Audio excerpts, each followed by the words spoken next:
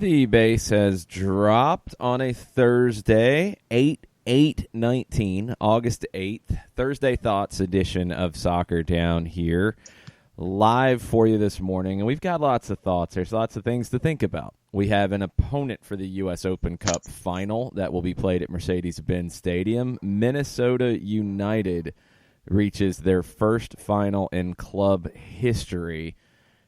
Gwen's very excited about it. And we will be seeing the Loons come to Atlanta later this month. The transfer deadline has passed. We are about 8 hours past it now, but you're still getting some announcements. There's still a couple of deals that were reported as done that have not been officially announced, so we'll keep you posted on all of that. We'll also, we're going to dip in a little bit to soccer over there as we go this morning because the Premier League transfer deadline is closing in 3 hours, which is kind of weird and different. It's closing a lot earlier than the rest of the leagues around Europe. It's closing at 5 p.m. local time, not midnight. So probably your reporters who are chasing cars and sticking microphones in windows are happy, but there's still a lot of things up in the air over there as well. So we'll be dropping into some of that as big news pops, but there's so much to get into. It's Thursday Thoughts, which means you guys can send it into wherever you want us to get into stuff. So tweet at us at Soccer Down Here, and we'll do that. Felipe Cardenas of The Athletic will join us at 10 a.m. as well. We'll get his thought on some big picture things, some small picture things, some immediate things, and some long-term things. That's usually how it goes with our buddy Felipe. Let's get into the game last night. Minnesota advances past Portland. They beat Portland for the second time in a week at Allianz Field, and now the Portland Timbers have lost more games at Allianz Field than Minnesota United this season. Kind of crazy. It's a huge win for the Loons. It feels like one of those, yes, this club has now arrived wins. You look at all of the printed word and all of the spoken word that has come out from Allianz and from everybody who covers Minnesota United, and it gives you that vibe that they feel themselves, that they've crossed over whatever Rubicon has been there for them. That moment is now past. We are, whatever adjective you want to say, we've arrived, we're here, we're finally a part of the class. And when you have moments like you had last night, and especially the Mason Toy goal, beautifully played over the top, quick turn, quick pivot of the hips, and it's in. And I don't know how many questions you have about Portland going forward, but this, I think, is one of those moments for Minnesota United where they sit there and it's like, all right, we can do this in these kinds of situations, and they're going to take that kind of momentum going forward. Adrian Heath said some interesting things post-match and also said some things in the middle of the match to the gentlemen who were officiating as well. So he's not in the minority where that's concerned when it comes to Open Cup, but it was an overall evening where I think that if you're a fan of the Loons, you sit there and say, okay, we can do this kind of stuff now that Albatross isn't there anymore. We can go ahead and win the next game and come home with some hardware. Yeah, Minnesota, Adrian Heath is fired up on lots of different fronts, starting from the beginning of this yesterday. Halftime, Portland had just equalized in stoppage time, Brian Fernandez, and a source told Pro Soccer USA, and this is all from Kyle Eliasson's piece over at Pro Soccer USA, a source told Pro Soccer USA that Heath intercepted the officiating crew in the tunnel and positioned himself between the officials and their locker room. Heath shouted, "Are we watching the same game? Do your expletive job," in reference to the lack of an offside call on Fernandez's goal. Heath was separated from the interaction by a member of his staff. We will see if anything comes of that. That is that's over the line. And when you're blocking somebody's path to their locker room, that's a little much. We'll see what happens. Adrian Heath also had some things to say after the match about MLSsoccer.com and editorial decisions that MLSsoccer.com has made. He feels like his club has never gotten the respect of the pundits at MLSsoccer.com, and he said that the flag would be at half-mast at their offices after Minnesota knocked out Portland. Okay. Yeah. Okay. I don't quite know where to take that, but Adrian Heath has created the us against the world mentality that so many underdog teams want to have, and I think he set it up beautifully. And with the rest of that quote, he says he was tired of comparisons between the two class of 2017ers. He says, quote, "Well, I am, because it's nice when you spend $70 million or whatever it is on your team and you don't have to build a stadium." And then it gets into I don't know what MLS.com are going to say, my God, flags will be at half-mast in that building, Minnesota in the final. So, yeah, you've got us against the world, and then again, you've got us against the world. So the narrative has already been placed out. So I think the Latin phrase is alia jacta est. The die is cast. It's obvious. I mean, who was going to come in as the underdog? Anybody coming into Mercedes-Benz Stadium was going to be seen as the underdog. So Adrian Heath is building that. And, yeah, I mean, for me, this is that moment that Minnesota had to have. I mean, you talked about the 3-year plan. All that sounds great. The fans have stuck with you even through it. This year felt like the year where you had to deliver something. You've delivered a good season on the field, and it's nowhere near done. And now you've delivered an Open Cup final. That qualifies as success in my book if you're Minnesota United. You have to be happy about where things stand right now and what's going forward for you. And you go into a final with, honestly, nothing to lose. If Minnesota comes into the Mercedes-Benz Stadium and loses, well, that happens a lot. If they come in and pull an upset, and they've done that before in regular season play, well, then they've made history. So they're in a position where they can just come in and play, no pressure. Atlanta's going to have to deal with pressure, and they're going to have to deal with a team that is very good, a very good Minnesota team. I want to see long-term what Minnesota looks like when we get to that point. I think Vito Mannone has changed them in the back. You get a leader. You get veteran experience in goal. Ike Opara has given their defense personality. He's gotten the best out of Michael Boxall next to him, who I really kind of wondered what his level would be like after last season. Opara has raised his level. Mettenair is one of the best right backs in the league. You are kind of scrambling a little bit on the left side. You're getting really good minutes out of Chase Gasper, a rookie, but he's a rookie. Can Atlanta take advantage of that? You would like to think they're going to target it. They just get Robin Lod in, and he's starting to get integrated into this team. He'll be in a better position as you get late in August. You have a great holding midfield in Osvaldo Alonso and Jan Gregush. Osvaldo Alonso has been to more finals than anyone in modern Open Cup history, and I believe he's won more than anyone as well. This is going to be his 7th final. One with the Charleston Battery, the rest with the Seattle Sounders, and now his first with Minnesota. Kevin Molino, healthy, contributing now. Darwin Quintero is starting to get back into some form. My question is it going to be Mason Toye? Is it going to be Angelo Rodriguez up top? I think it needs to be Toye. I think Toye is unpredictable. I think he still does make some mistakes, but that unpredictability is what gives him an edge. Angelo Rodriguez is solid, not spectacular, and Toye can give you spectacular from time to time.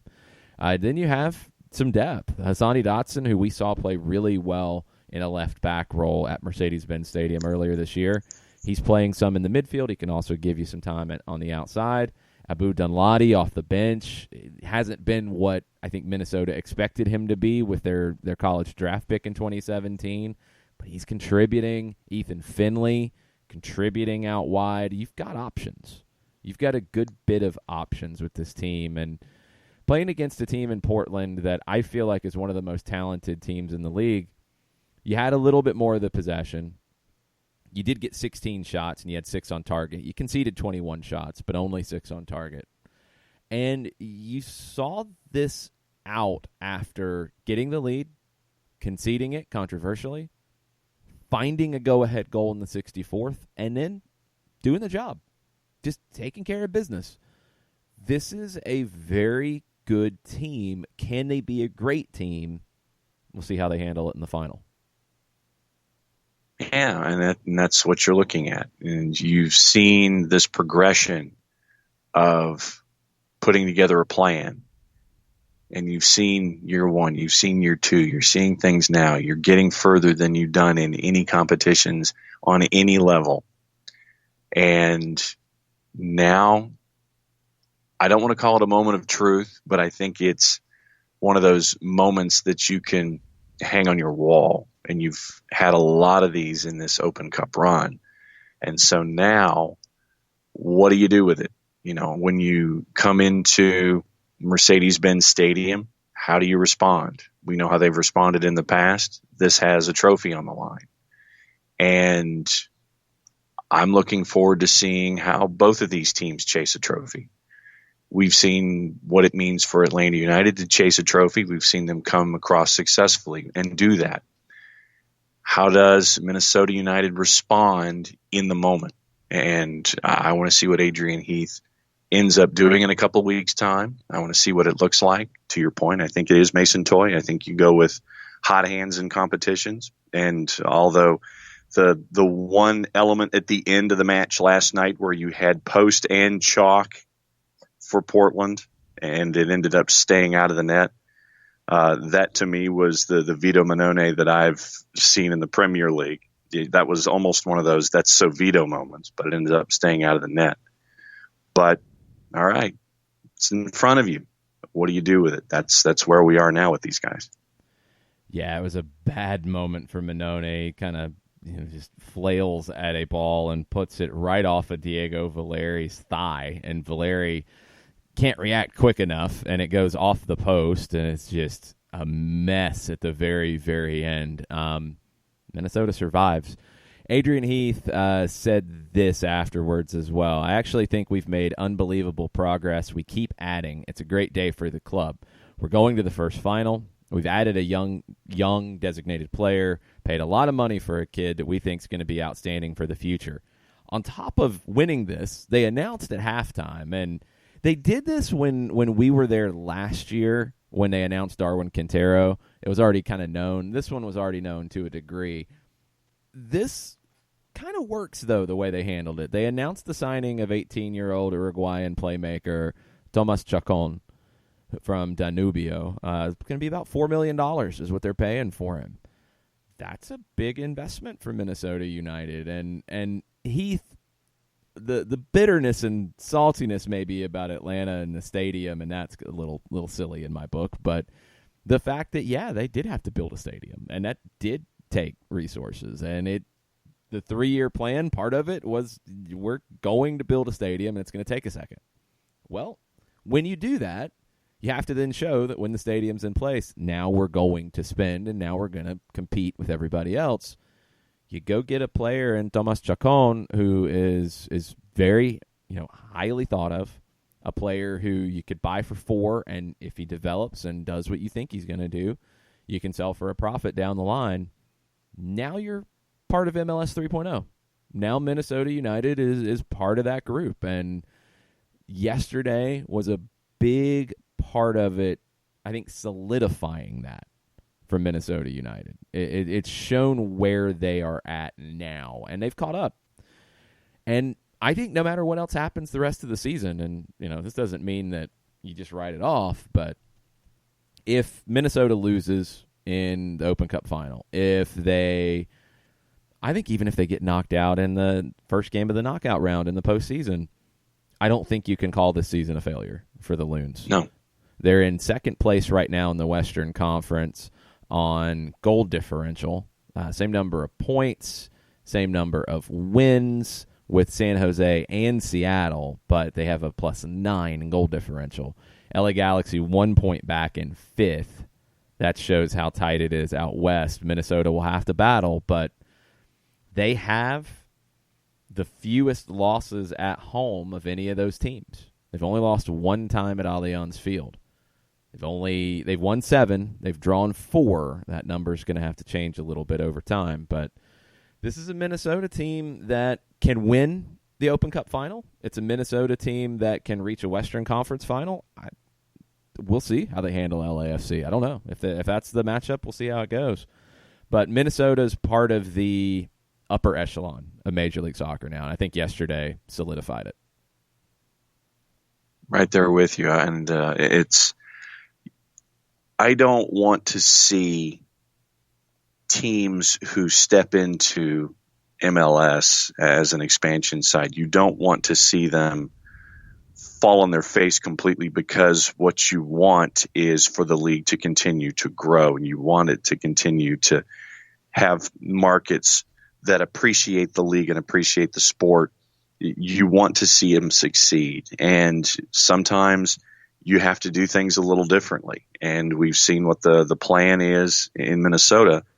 And right now, this is the most recent end result, getting into that last game of a competition. And you hope that others who may want to have that same approach, regardless of where they are, can sit there and say, okay, this works for them. Maybe it works for us as well. There are different ways to get things done. Minnesota has shown that their particular plan, they stuck with it. They're now in the last game of a competition. So it worked for them. Maybe it works for others, but obviously it's different case by case. But if you feel that your similarity is closer to a Minnesota United, then you can follow that advice and hopefully take the same steps that they've taken. Well, and lots of them are going to be, because when you're building a stadium, your resources are going towards that, and it's not easy. Yep. I mean, go ask Arsenal. Go ask Tottenham. It happens. You can't go out and spend as much when you're building something, literally. So Minnesota said it'd take 3 years. Well, hey, year 3, you're in a final. And you look at the teams that have come into this league recently. Cincinnati, yeah, they had to have a hard reset, but they've done that now, and we'll see where they go from here. LAFC, probably going to win a Supporter Shield this year. That's a trophy in the case. Atlanta has an MLS Cup. Minnesota now has an Open Cup final. NYC has gotten deep into the postseason. Orlando hasn't made the postseason or a final yet. So that's why there's frustration in Central Florida, because now there's another team that has come into the league around the same time, come in after, and they get to a final. I'm fascinated to see how this goes over in the land of purple. Mm-hmm. Right there with you. And that for me, going to go over well. No, but yeah, we've seen their social media be salty, and that's just the word that I'm going to use. And I don't anticipate the salt staying in the shaker anytime soon when it comes to what they're thinking and what's on their mind. No, not at all. All right, we're going to take a quick break, come back, recap the day in transfers, and get you caught up on things that have popped off this morning as well. Some unexpected things were announced this morning, and there's still one big one that I believe an official announcement has not happened as of yet. We'll get into all of that after the break. Hang out with us. We'll be right back. Looking for future leaders we can trust and believe in? Look no further than the high school student athletes right here in Georgia.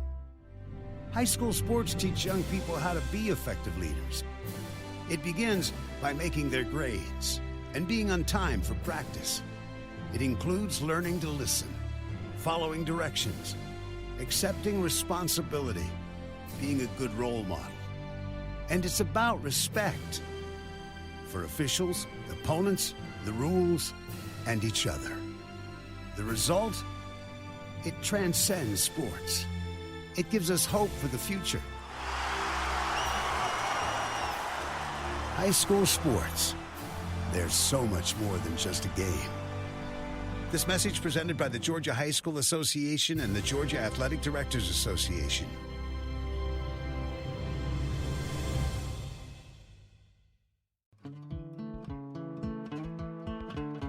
Today's show is presented by Appolinsky & Associates, personal injury lawyers with over 30 years of experience, supporters of Atlanta United, Faction, and Inter-Atlanta Youth Football Club. If you've been hurt in a wreck, contact Steve today at steve@aa-legal.com or call in 24/7 at 404-377-9191. The initial consultation is free. We know that every driver is different, and a one-size policy does not fit all. That's why Country Financial offers a variety of discounts, so you get the coverage you need and the savings you deserve. From good driver to good student, multi-policy to multi-car, we've got a discount to suit every driver. Call Jason Wright at 678-568-6871 today to see what you could save. On Facebook at Jason Wright Agency or by phone at 678-568-6871. Discounts vary by state. Policies issued by Country Mutual Insurance Company, Country Preferred Insurance Company, or Country Casualty Insurance Company, Bloomington, Illinois.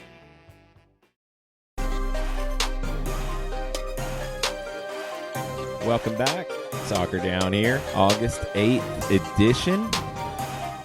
The MLS transfer deadline closed a little over 8 hours ago. The deadline is closing in less than 3 hours in the Premier League. So all kinds of chatter and things happening at the moment. Let's recap what we know so far from the MLS deadline closing. LAFC announced the Brian Rodriguez acquisition, young designated player from Peñarol. He was a star for the Uruguayan U20 team at this most recent World Cup. Transfer number somewhere around $11 million. That has been officially announced. He fills the designated player slot that Andre Horta was in and vacated when he went back to Portugal. Other moves around the league. We mentioned Chacon, another young Uruguayan playmaker going to Minnesota. Some trades within the league. Kellen Rowe went to Real Salt Lake from Sporting Kansas City. You'll most likely remember Kellen Rowe with the New England Revolution. He was there for a long time. Really talented player that I'm honestly surprised didn't fit in Kansas City. He goes to RSL looking for more playing time. Houston made a couple of moves. Houston added Christian Ramirez, striker from LAFC, his second straight deadline day trade. He went from Minnesota to LAFC last year, goes to Houston now in exchange for $100,000 in 2019 GAM, $75,000 in 2020 GAM, $75,000 in 2020 TAM, and future performance-based considerations.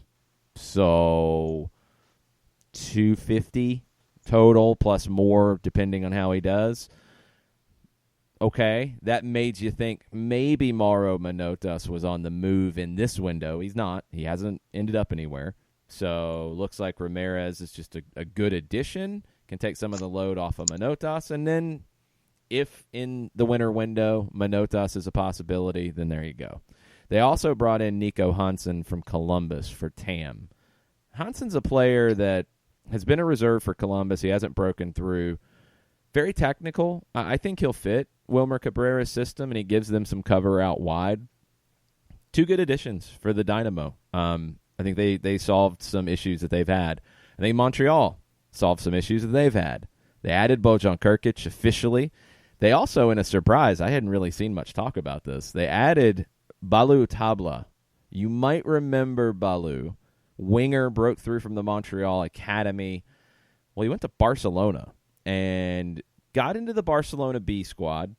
Couldn't get past that yet. He's 20 years old now. Montreal's brought him back on loan from Barcelona B. They had to make a deal to get to the top spot in the allocation order to bring Balou back because he was a player who left MLS. He goes into that allocation order situation. So Montreal had to give up defensive midfielder Michael Azira, who has played a lot for them. But as they've gotten healthy and made some additions, you've got cover. They sacrificed the 30-plus-year-old veteran defensive midfielder. He goes to Chicago. Chicago added another 30-plus-year-old player to their roster because they just like to. And they added him to a position where they have Dax McCarty, and sometimes Bastian Schweinsteiger, and, because they just like to do that sort of thing. This morning, there was a surprise because this one hadn't really been talked about much, if at all. There had been some talk about Joe Jiao coming to MLS or going somewhere. He's in Germany. Well, not anymore. He's in Cincinnati now. And they've acquired him in a transfer, not on a loan, from, is this second or third division, Duisburg? German Dritte Liga. Yes. I believe that is not second. I think that's below second. Zhao has 3 appearances with the national team. A player that had a lot of promise when he went to Germany, started his career at Hoffenheim, spent a little bit of time at Dortmund. Just another one that never broke through, and he's 26 years old now. This is a good get for Cincinnati. Really good piece of business. I like it, and it is the third Liga. They are currently second in the third Liga. Well, they've played like 1 or 2 games, so yeah. Yes. Yeah, there you go. Still, not really putting a lot third of stock league into that.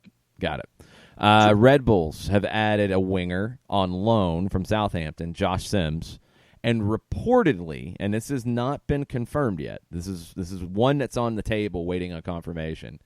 Derek Etienne on loan to Cincinnati has been reported by multiple outlets. It has not been made official as of yet, but Red Bulls have added Josh Sims on loan from Southampton.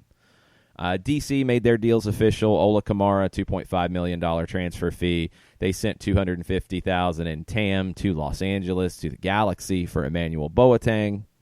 We'll get back to the Galaxy in a second.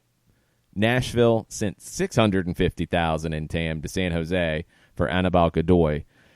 Nashville's in a different place with money. It's like the group that wins the lottery and they have all the money right now, and then everybody, when you want to go buy a house, well, that price just really jumped up.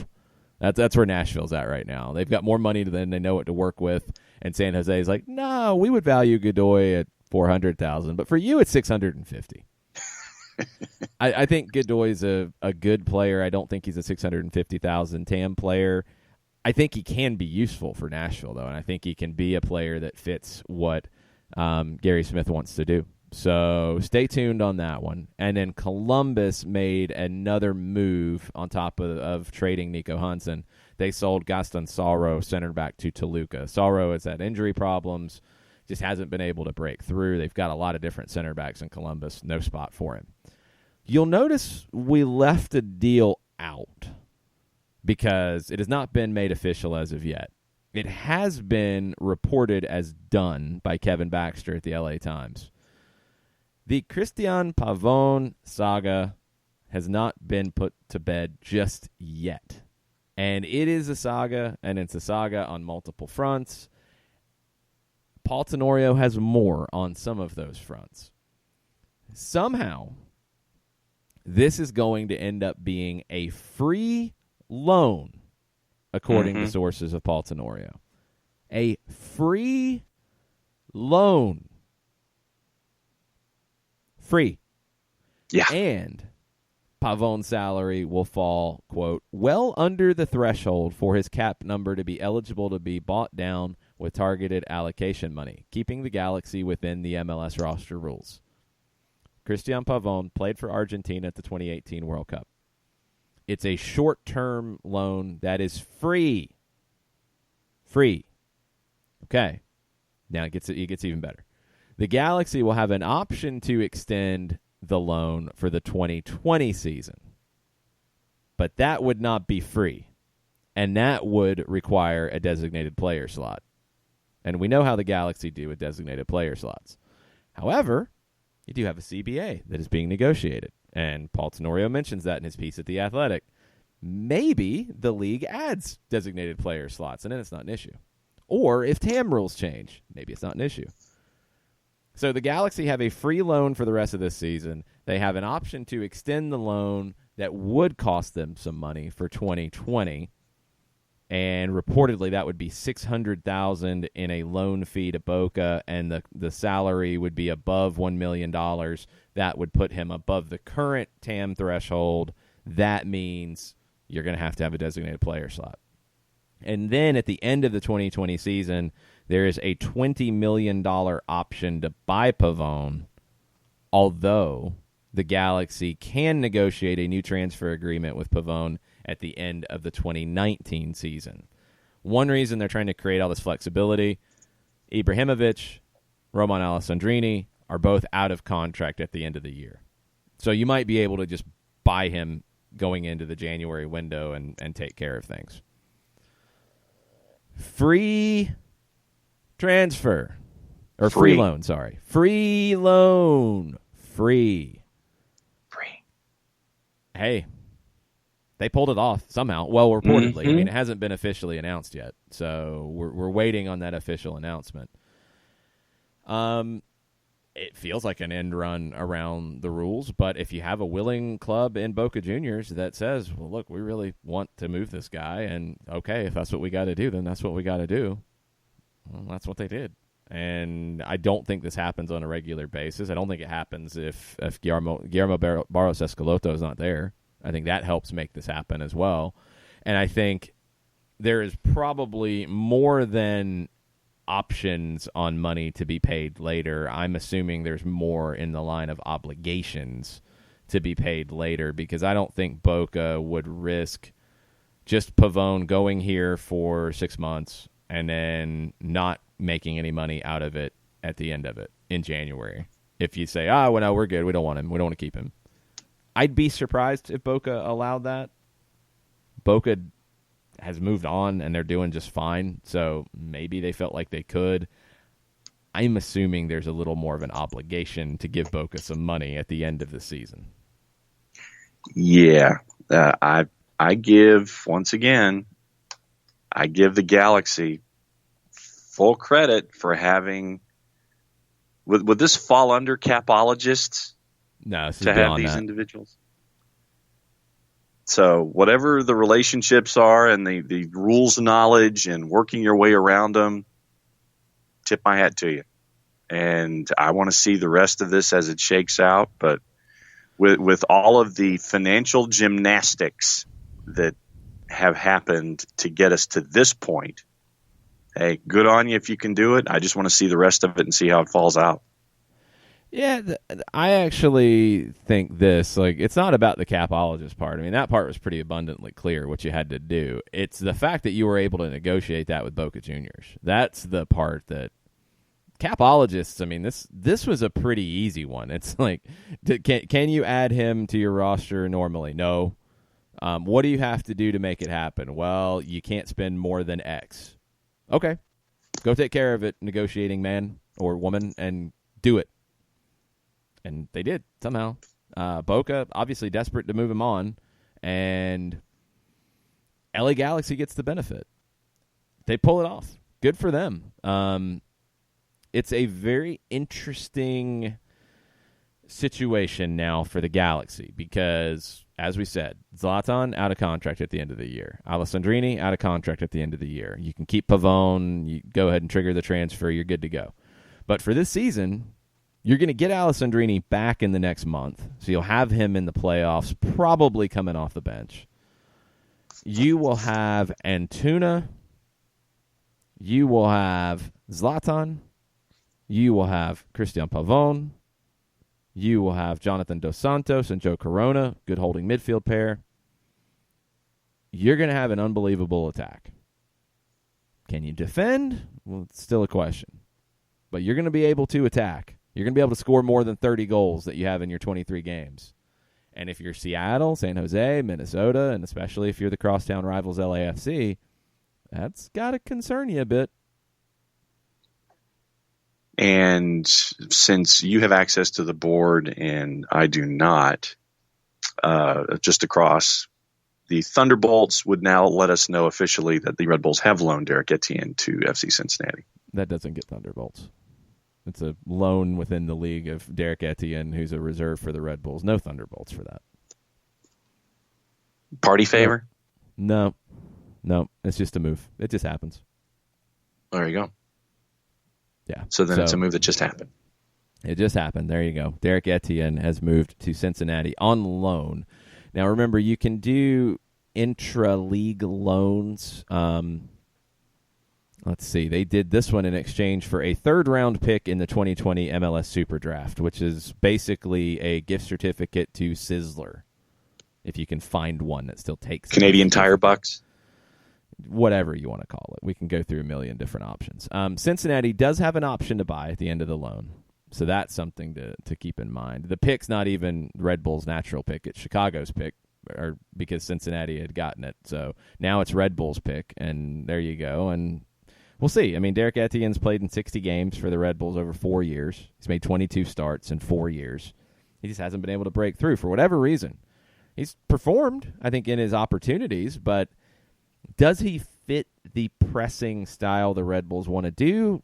Not exactly. Can he fit something different? Yeah, I think he can. I do think that he can do that. So we will see how this plays out. But Cincinnati has now added Joe Giao and Derek Etienne. They've got some more speed on the wings as you start to see what they could be looking at long term.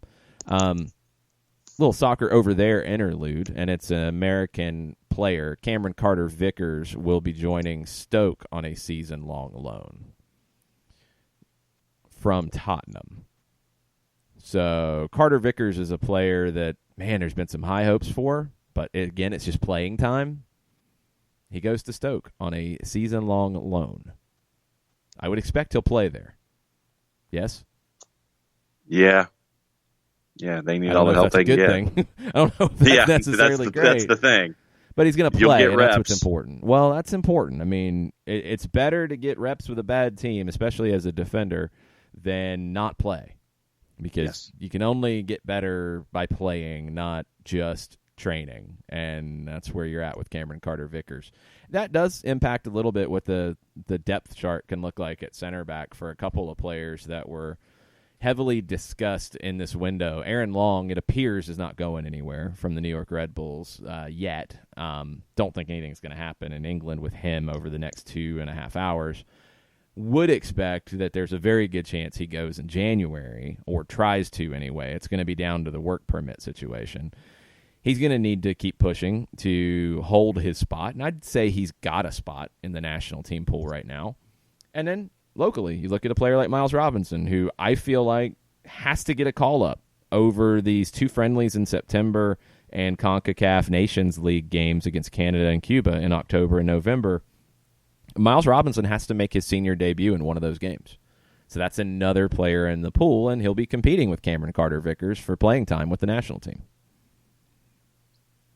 And I know that today is going to be a bit of a hybrid day, but good for CCV to be put into a situation where he's going to be getting reps. Miles, and I know that we've trumpeted this for quite some time, that Miles needs to be looked at, needs to be added to squad so he can get full run and be exposed on the national level. So no, I'm really anticipating Miles getting some run, looking forward to see how he not acts or behaves, but performs in that situation. So definitely looking forward to seeing the next stage for Miles as well. So no, right there with you.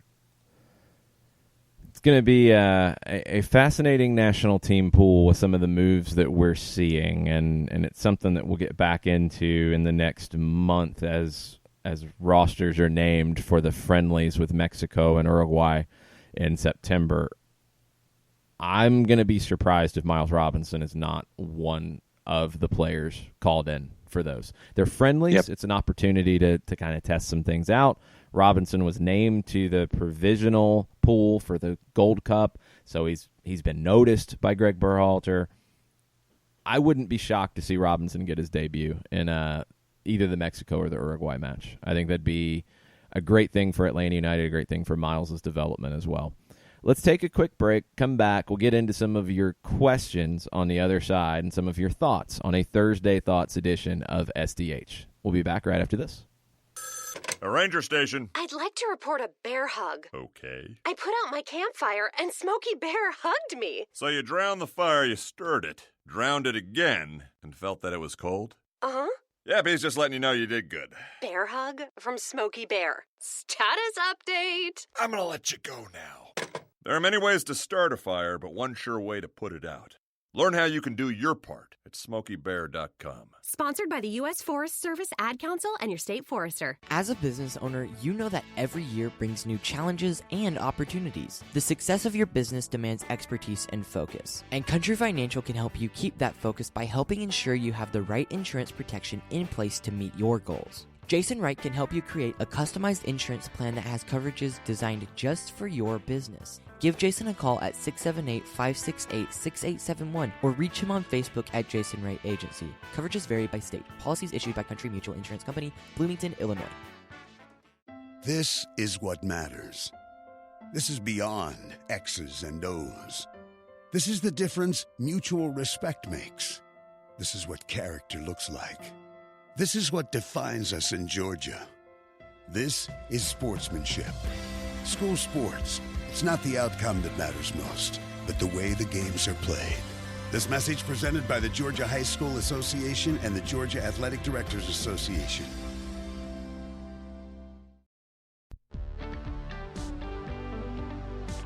If you've been hurt in a car wreck, contact my friend Steve Apolinski of Apolinski and Associates.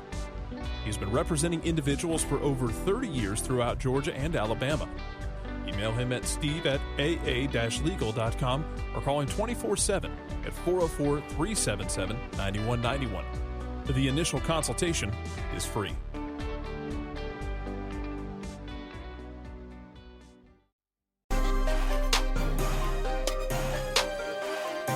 Welcome back. Thursday Thoughts edition of Soccer Down here.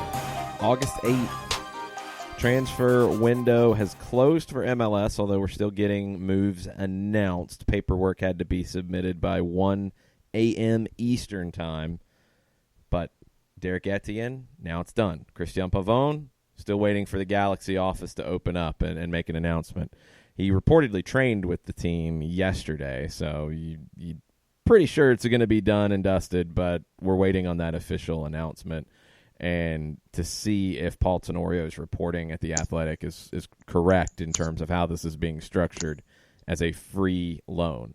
The Premier League transfer window deadline is at noon Eastern time, and things are starting to pick up. We just mentioned Cameron Carter-Vickers, U.S. center back, headed to Stoke City on loan. We'll keep you posted on any other moves involving American players or any other moves that are just mega moves. The one that I was looking at was Dybala headed to Spurs, but now that's reportedly off. And there's a big discussion about image rights and how in the UK, image rights are not recognized. So they can't do a deal involving them. And that's a big part, I guess, of his existing deal or something that his people wanted. So the deal appears to be off at this point. I don't know if it's been 100% ruled out. If any mega moves like that happen, we'll talk about it. But any moves involving American players, we'll let you know what we hear. And anything else that comes up out of MLS, and there could be more. The Pavone one is probably the biggest that we're waiting on an official announcement on. But anything else, we'll keep you posted. Could be a busy morning. We do have Felipe Cardenas joining us at 10 o'clock as well. We'll talk about all of this stuff with him. But you guys have had some thoughts on the Twitters at Soccer Down Here. What are the peeps thinking?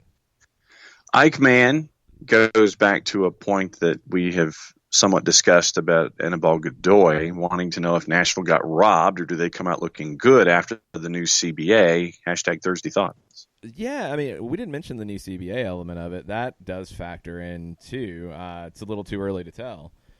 It's hard to compare. I mean, if you were Atlanta or Orlando or an existing team and paid $650,000 for Anibal Godoy, I'd feel like you overpaid. Nashville has more money than anybody to work with. You get a bunch of extra money when you start out. So you can make moves like this. Did you overpay? Probably, but you could afford to. So did you really overpay? Well, not exactly.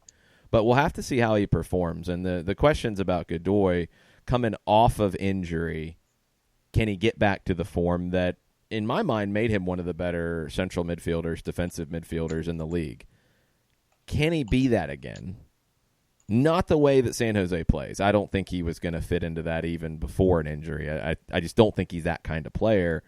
Could he be that for Gary Smith?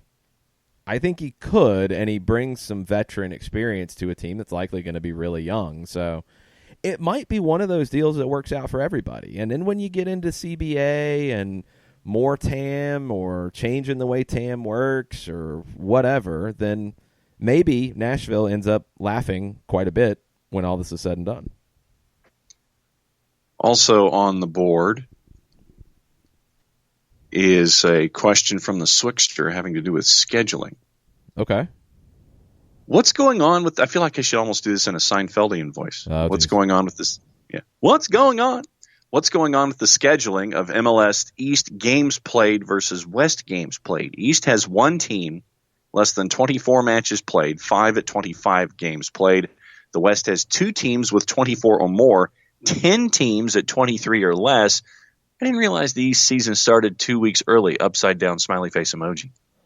Only thing I can think of is the Portland situation where they were backloading that schedule, and they've played 22 so far. It does have a little bit of a trickle-down effect. And Minnesota they didn't have a backloaded too much. Portland's the only one that's weird in the West that I can see. There were no scheduling concerns for plague-induced prairie dogs in Colorado, although maybe there should have been. In the East, I mean, NYC's schedule is tricky because of Yankee Stadium availability, so that factored in. But I don't know why you've got a team in NYC and a team in Portland that both had scheduling concerns at home. Both have played less games than everybody else, but the rest of the conference in the East has played more. I don't know. Could just be a quirk. Michael Head is wondering if there's a Joseph injury update, and he did say please.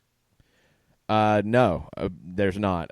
There will be tomorrow when Frank DeBoer speaks to the media, so we will see what happens there. I mean, what I was hearing initially was more minor. I did not hear the month type of absence like we talked about with Mike Conti yesterday, because I do think there could have been a little bit of a lost in translation moment about grading severity of injuries, and I think Frank DeBoer might have been talking in general terms rather than the actual adductor strain being second degree. I don't know if they would have had that by the point that he talked about it.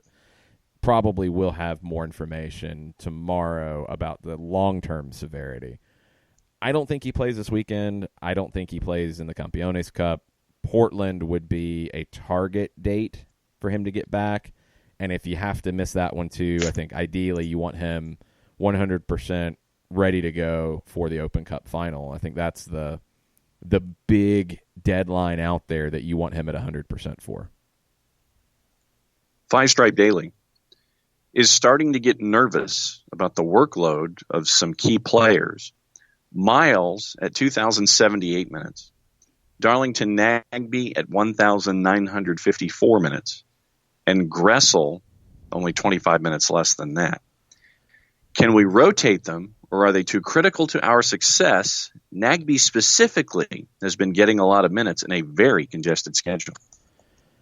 Well, when you look at minutes played around the league, none of them hit the top 10.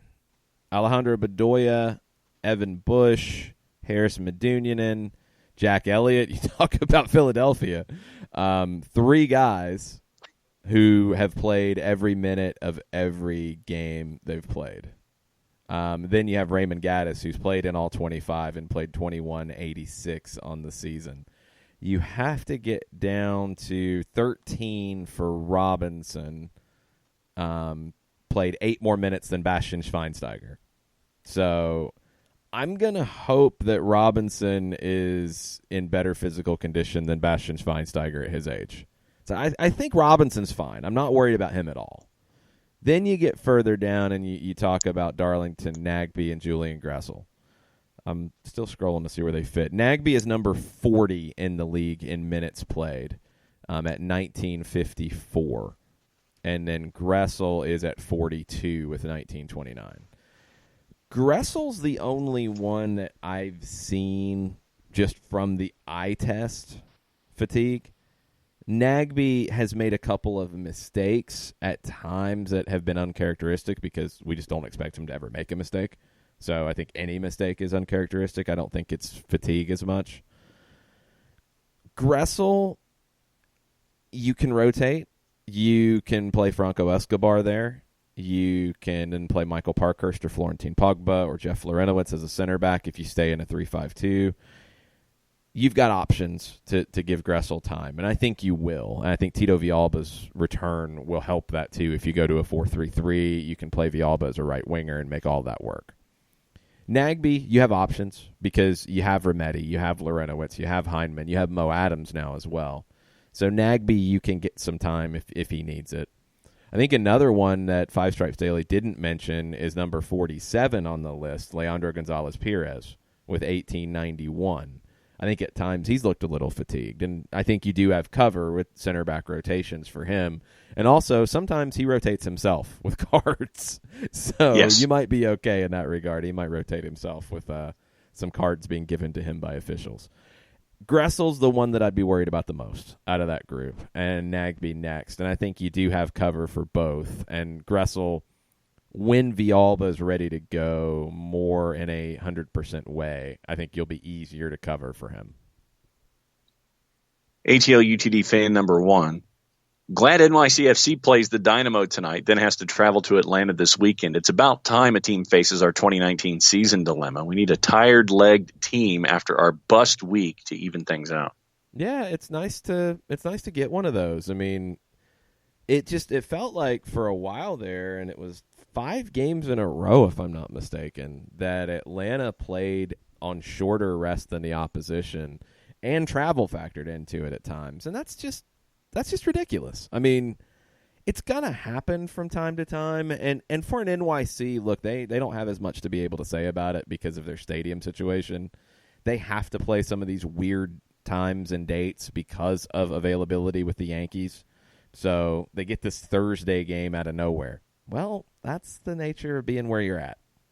That's a trade-off. But Atlanta, and the one that I will continually point at, is playing in Vancouver on Wednesday and then Red Bull Arena on Sunday when Red Bulls didn't play in the midweek. It's like, this is a big game for the league, and why are you doing this? And I think it showed to a degree. So sometimes it's unavoidable. You just have to try better to balance them, and it feels like Atlanta's had more of them than anybody else in the league. Yeah, and your travel schedule can attest to that when it comes to having to be in one place, going from one end of the world to the other. And so, I mean, it's been an adventure for Atlanta United this season. It's been an adventure for you and Mike. So and honestly, having you and Mike as the on-the-air personification of the travel, since we don't have players on the show regularly, I think that having the two of you hopscotching the planet, getting miles and points, and having to do shows at odd hours and doing things like that, arriving and red eyes and all this kind of stuff, it's definitely been an eye-opening experience for a lot of us to sit there and say just what it's like for professional athletes and teams, and by definition, you guys for calling the matches when you do, to understand what Atlanta United's going through when it comes to travel in MLS. Yeah, I mean, I'm not running around for 90 minutes, and I can tell you how delirious I was with some of that travel in that roughest part of the season. So doing the travel and then playing and having to function and perform at a high level, very, very, very, very difficult. So Atlanta got through that pretty well, though, and we'll see how they manage these last bit of complications. And there's some tricky spots in the rest of the schedule as you look ahead. Campeones Cup, I do feel like you'll take that opportunity to rotate. I think the guys that we just talked about maybe get a day off there or get less minutes there. The one thing that is a bit of a shame with that match, and I get it because you're trying to make it into a bigger deal like a Super Cup, It's only 3 subs. It's a normal match in terms of 18-man game day roster, 3 subs. It's not a friendly where you could use 7 substitutions. There is no extra time in it, which is at least a decent trade-off. If it's level at the end of regulation, you go to penalties. Penalty winner then lifts the cup. But you look ahead to the rest of the schedule for Atlanta. You get the match on Sunday with New York City. Then you get Campeones Cup at home on Wednesday. Then you go to Portland, which is going to be a tricky one. Portland does play midweek, same day as Campeones Cup, so you're not playing them on short rest. You go to Orlando on the 23rd. You come back for the Open Cup final on the 27th on a Tuesday. You go to Philadelphia Labor Day weekend on August 31st. Then the international break. And then everybody's going to be on this kind of schedule in September. But this is what Atlanta gets after that international break. They're home against Columbus. They go to Cincinnati midweek. They come back home to play San Jose. They go to New York City midweek, which is tricky. Then you go to Montreal on the weekend. Tricky, especially with the additions Montreal's made. Then you come back home for New England, which could be tricky because New England could be playing for their playoff lives. That final 4 matches, and honestly the final 6 when you look after the September break, but the final 4 especially. San Jose, among the best in the West. NYC, best on points per game in the East. Montreal could be in the middle of the Eastern Conference playoff race or playing for their lives. And in New England, probably playing for their lives. That's a tough closing stretch. And this is where, and we talked about it before, this is where that depth, and you're hoping that everyone is as close to being 100% and healthy, and getting back to the minutes managed that we've discussed earlier here in the segment. This is where the depth, this is where all of the practices, this is where the management of the minutes, this is where management of players and all of this stuff comes to the fore is in that stretch run. And those tough tests that you talk about, teams that are either fighting for playoff lives or fighting for one thing or another, that's where all of this stuff comes to the fore, is going to be toward that tail end. And once again, this is why the roster was constructed the way that it was, to get you through moments like what you're going to have at the tail end of the season in that last handful of matches, to get you into the playoffs, to get you where you want to be. But that's why things were built the way they were. One other thing to keep in mind before we go to break, you can still add players who are domestic free agents before August 30th. Not international free agents, but domestic free agents before August 30th when the roster freeze happens. So a player like Chris Duval, who we've mentioned a couple times, he clears waivers. He could be added, and a player like him could be added before the roster freezes at the end of the month. Let's take a break. Felipe Cardenas has given us the Heisman for 15 minutes. He's got a story to publish. He's going to join us at 10:15 instead of 10. So we'll get back into the Twitter timeline right after this. Looking for future leaders we can trust and believe in?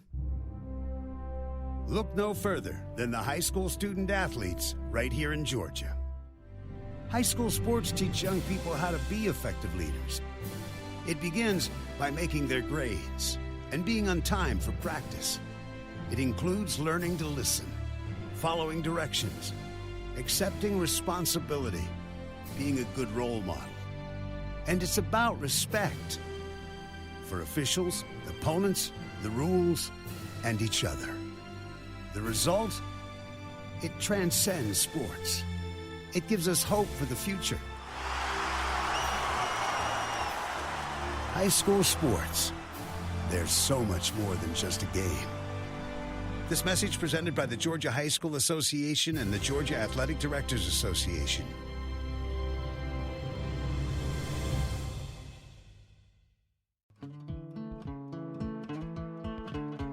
Today's show is presented by Appolinsky & Associates, personal injury lawyers with over 30 years of experience, supporters of Atlanta United, Faction, and Inter-Atlanta Youth Football Club. If you've been hurt in a wreck, contact Steve today at steve@aa-legal.com or call in 24/7 at 404-377-9191. The initial consultation is free.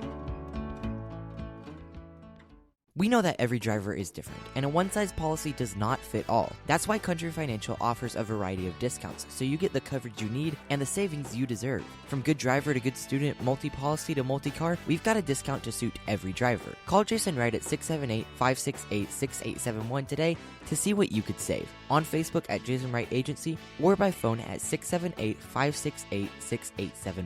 Discounts vary by state. Policies issued by Country Mutual Insurance Company, Country Preferred Insurance Company, or Country Casualty Insurance Company, Bloomington, Illinois.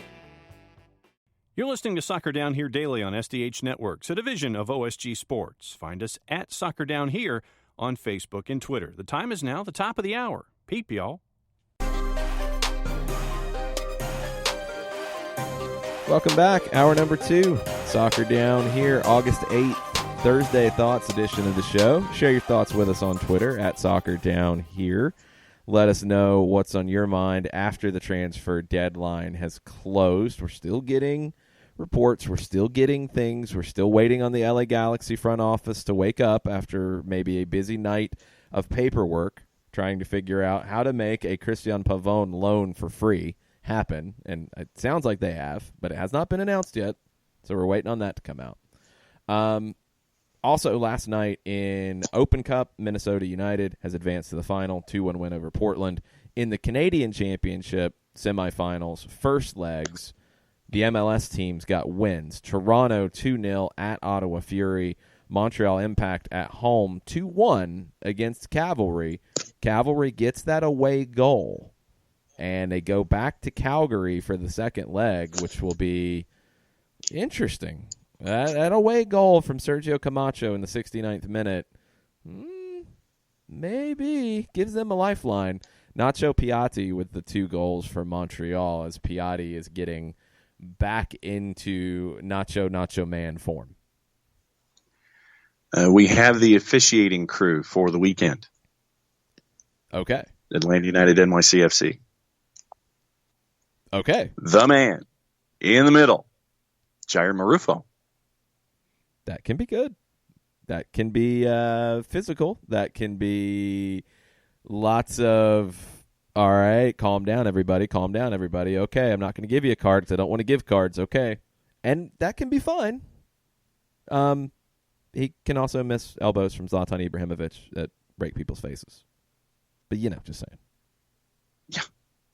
Your ARs, Ian Anderson, Jose da Silva. Your fourth is Sergei Demyanchuk. VAR is Edvin Jurasevich. And your AVAR is Joshua Patlak.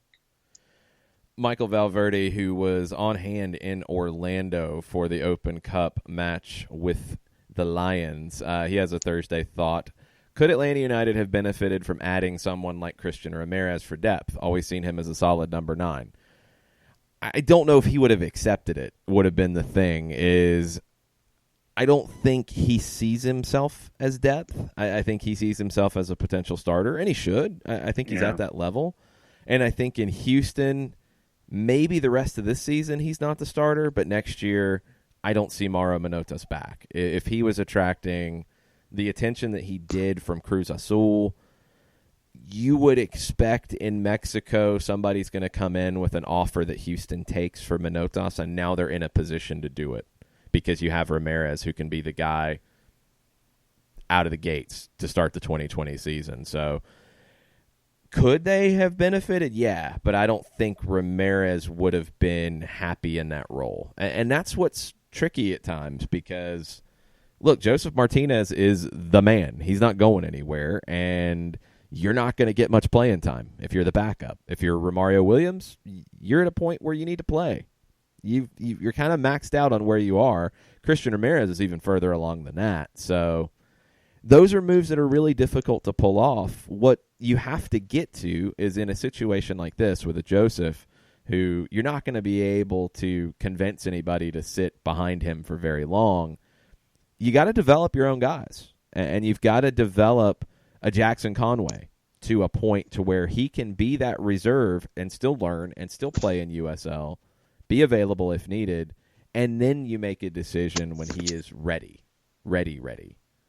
It's hard to acquire somebody who knows that they're going to sit 90% of the time, and they're beyond benefiting from the time in USL other than just staying fresh. So if it's a draft pick who's a project, if it's developing your own players from within your academy, that's the type of backup role that you're looking for a player like a Joseph, because you're just not going to be able to convince a quality player to sacrifice minutes and sit on the bench. Who do you think of the deadline deals that went down could have the most immediate impact? Is it Kellen Rowe and Christian Rose, you think, or what's 1 and 2 if those are the two? No, I don't think either one of those are the two. Not immediate, because I think Ramirez is the backup to Manotas. I think Kellen Rowe doesn't necessarily start at RSL. I think Montreal's brought 2 starters in Bojan Krkic and Balou. And they've already upgraded with their Finnish MLS Player of the Week edition as well. So Montreal is 100% legit at this point. That's 3 big additions in a couple of weeks' time. I think DC has immediately benefited their group. Now, how they make it fit, I'll be curious to see, but you get Ola Kamara, so you have an option to play Rooney in not a holding midfield, but in the hole as a 10 if you want to. You could play the two of them up top together. You get Emmanuel Boateng with just pure speed out wide to go into the mix with Lucas Rodriguez, with Paul Areola. You've got Lucho Acosta for at least the rest of the season. It feels like DC has gone all in. It feels like Montreal has gone all in. LA and Minnesota with their young Uruguayans, how quick do they impact it? I think Brian Rodriguez is probably closer to impacting LAFC in a positive way. Where he fits, we'll have to see, and that might be the thing that takes more time with Bob Bradley is how soon does Brian Rodriguez get what Bradley wants to do, and does Bradley have to change what he wants to do to incorporate Brian Rodriguez at this point? Those are pretty big questions for a team that's flying. I think short term, Montreal has made the biggest moves to change who they are. And they are, at the moment, sitting in 6th place. But New England, level with them on points, game in hand. Toronto, 1 point back, game in hand. Orlando, 4 points back from Montreal, game in hand. Montreal had to do this, and they're going to have to do better than 1 win in their last 6. They're 1-5 in their last 6, but they are the ones that made the biggest change with Lapalainen into the mix now. Nacho Piatti, healthy, 3 goals and 7 appearances on the season. And now you add Balou out wide, great 1v1 player, and Bojan Krkic pulling the strings. That is a really good upgrade for the Impact. Nathan Pugh, going back to last night, says, after watching Minnesota United and Portland, I feel confident going into the U.S. Open Cup final. Aside from Minnesota's second, I think Atlanta can boss this match, plus add in 42,000, maybe some more in the Benz. Done. Hashtag I'm arrogant. Hashtag Thursday Thoughts. I think Atlanta's a better team. I do think there are things that Minnesota can do that can hurt you. I think Metzner getting forward down the right, one of the best players in the league at doing that. Atlanta just dealt with Juan, who did that and handled it well. Minnesota with Alonso and Gregish, really good central midfield. That's going to make life difficult for Barco, for Pitti, for Nagby Hindman pushing into that space. Good defensive players. Mason Toye, completely unpredictable up top. That's going to be a challenge. I think Miles Robinson is up to it, but it's going to be a challenge. And the wild card is Chacon, the new playmaker. Are you going to incorporate him straight away and then have a true number 10 pulling the strings and find a way to play Darwin Quintero, Mason Toye, or Angelo Rodriguez, Ethan Finley, however that ends up looking. But Chacon could be the player that brings it all together for them if he's able to contribute that quick. You've got a few weeks to build to that if you're Minnesota and start easing him in. I think Minnesota's biggest weakness is left back. Chase Gasper is the weakest link on the back line. I do think their center backs can be had as well. Boxall, solid. Opara, very, very good, but not what he used to be. So the center backs, and especially on the left side, is where Atlanta can attack. So you're looking at Julian Gressel potentially having a big day. If you go to a 4-3-3 to attack it, you're looking at a Tito Villalba having a big day, Pity Martinez flaring out to the right having a big day. That's where you want to attack Minnesota. Atlanta will be the favorite, and I think a considerable favorite going into that. I mean, can we talk about Minnesota United and where they've come from just a little bit? I mean, a lot of folks who are Atlanta United fans remember Snowmageddon and the initial thoughts of the Scandinavian variant for filling out a roster from the beginning. But from there to here, I mean, it says, I think it speaks to the plan and sticking to the plan, but also understanding, okay, we have a plan, but our first steps were not successful at all.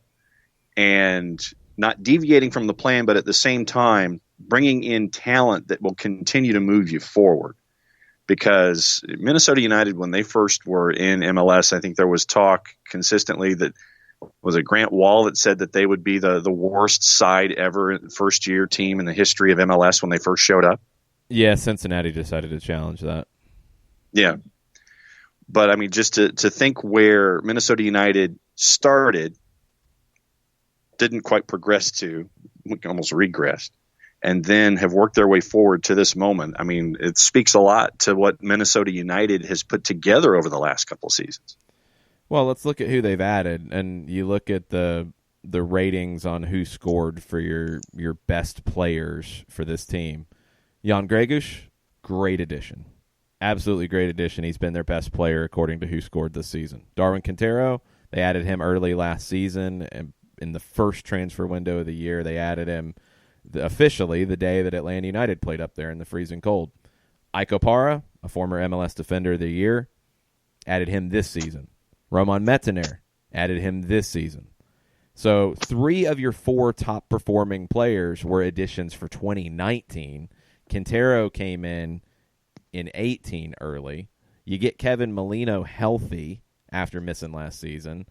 And you go get Osvaldo Alonso, who's one of the moves of the season in my book, because he gives you, along with Opara, just that veteran experience in the middle of the field. Alonso in the midfield, Opara on the back line, that make everybody around him better.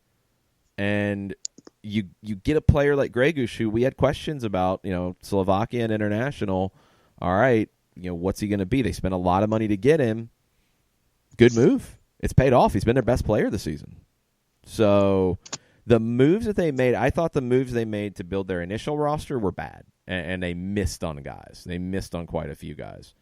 But the moves they've made since, and when they started to open up the checkbook a bit for a Darwin Quintero, and the moves they made this year, that's huge to go get Gregus, Opara, Mettener, and Alonso for this season, and Vito Minone as well. I mean, Minone has been good for them, but those first 4 especially transformed who Minnesota was.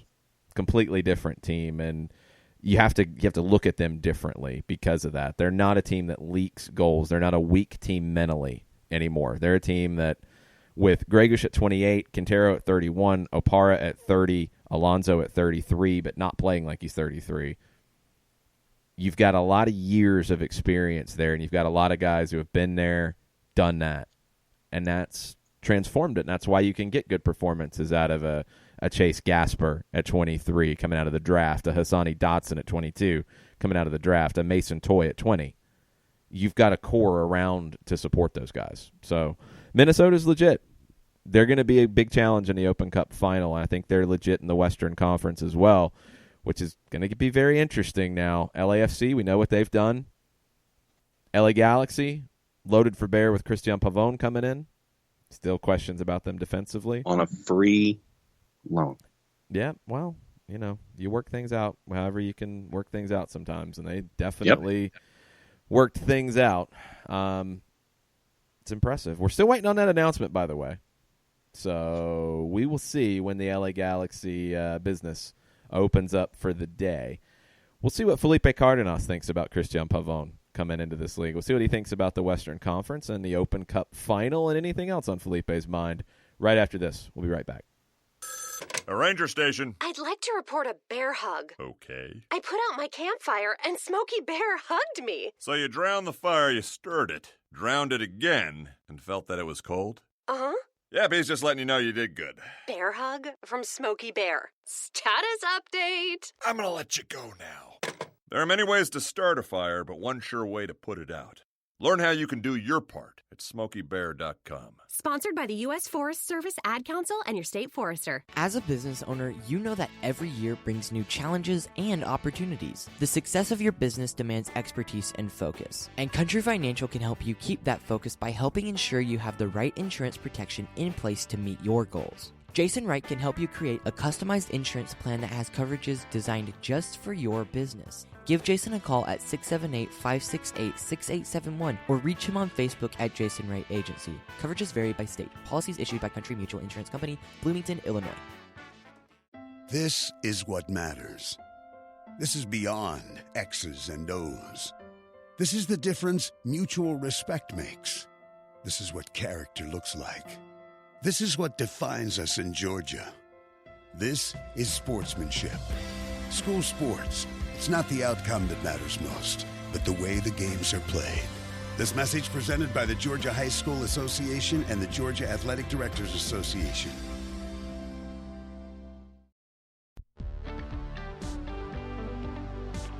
If you've been hurt in a car wreck, contact my friend Steve Apolinski of Apolinski and Associates.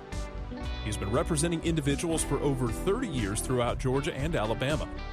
Email him at steve@aa-legal.com or call him 24/7 at 404-377-9191. The initial consultation is free.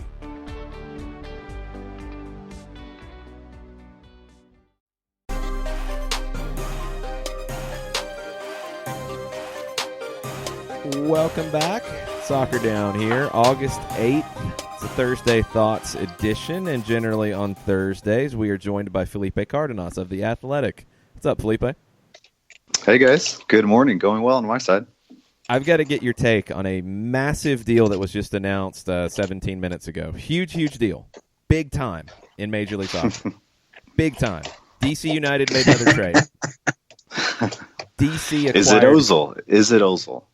Maybe it's prep for Ozil. Yeah. The exchange rates have changed, we've learned, because DC acquired $50,000 in TAM in exchange for $50,000 in GAM that went to Columbus for the 2019 season. Interesting. It's a GAM-TAM equal trade. Chaos in Major League Soccer. And only unless, I mean, if you only follow, European leagues or South American leagues or Central American leagues, I always think that's interesting when we, those of us that understand, to be honest, I don't always understand what goes on in Major League Soccer, but when we start talking about GAM and all the acronyms, TAM, GAM, it's funny because it's sometimes it's just teams acquiring money and cash for a later date. And so it is, especially with DC United, we know kind of the drama that they've gone through the last few days with Wayne Rooney, and how do you replace a player like Wayne Rooney who was the face of this club, the last few seasons. And so, maybe they are in the works. Maybe they are trying to bring someone big in the winter, obviously. But you never know. The window. Not every today's deadline day in England, but it's not. There are other windows that are still open in Europe. Let's go big picture here for a second. You've got Rooney going. You've got Christian Pavón reportedly, and we think it's done, coming. You've got Brian Rodriguez and Tomas Chacon from Uruguay coming. It feels like this is the biggest year in Major League Soccer in terms of comings and goings. That's not even getting into Miguel Almiron and Alphonso Davies and those moves from the last window. It feels like MLS is in a completely different place than it was last year. Of course, yeah. And I agree with you. We're not talking about the types of transfers like an Almiron transfer or a Davies transfer right now, but we are starting to see teams that want to build and improve their rosters with very specific types of players. And so obviously what Atlanta United showed the world that you can do is that you can go to South America and find, the diamond in the rough. You can find young players that still have more to develop, plenty to grow, want to improve, have resale value, and are coming to MLS with mileage on them, and not in a bad way. I mean, these are 18, 19, 20-year-olds that are playing in the first division in their countries, and oftentimes, starting and contributing. They're not, on the reserve team or anything like that. So I think that does show the progression of MLS. I think, we always knew Atlanta United was going to start as something and other teams would follow. And so LAFC for me is that team that's doing that. They're going down to South America. They're finding young players. Inter Miami as well. Obviously with Paul McDonough kind of pulling the strings there, behind the scenes and in different boardrooms and who knows, and in dark alleys down in Argentina.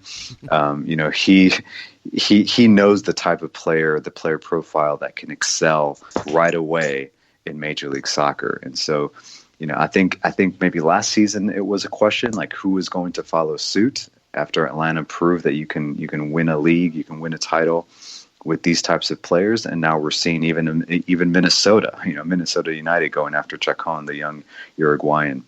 And so I think it's great because those of us that cover the sport in this country, that cover this league, and fans as well, we want to see the level of play, the quality of play continue to improve. Personally, I feel like this season, even though LAFC is high flying, there hasn't been a lot of great soccer in MLS. And I think there are a lot of reasons for that. We can look at Atlanta just because of, kind of the change in the technical staff, the change in culture. I think a lot of people figured even coming after, on the heels of a championship, you're winning a championship, the next season is always going to be difficult. So tough to ask Atlanta United to just continue to just, kind of crush teams and play high flying soccer. And in addition to that, other teams in MLS are they're smart. Teams start to adjust. How do we defend against these teams? And so it's very important for clubs around the league, even smaller market clubs, to go and look at how can we bring in more dynamic and creative players. And I think in this transfer window, that's what we're starting to see. John, before you jump in real quick, there's one team we haven't talked about with potential moves that could get announced today, and I would be remiss if we didn't mention it. Mickey Turner from The Athletic said last night that hearing the Sounders are close on a couple of deals, but nothing is likely to be announced last night. Garth Lagerwey will address the media after training, and he says buckle up. So we hadn't mentioned Seattle with big moves. They might have a couple in the pipeline as well. Yeah, I mean, Seattle. I spent a lot of time over the All-Star break with Matt Pence, who covers the team exceptionally well, and now he's my colleague here at The Athletic.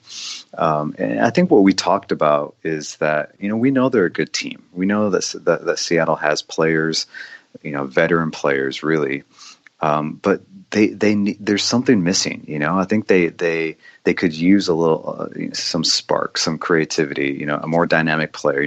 They have Rui Diaz, but they need just more than that. I think there are a lot of players that are coming really to the end of their careers with Seattle.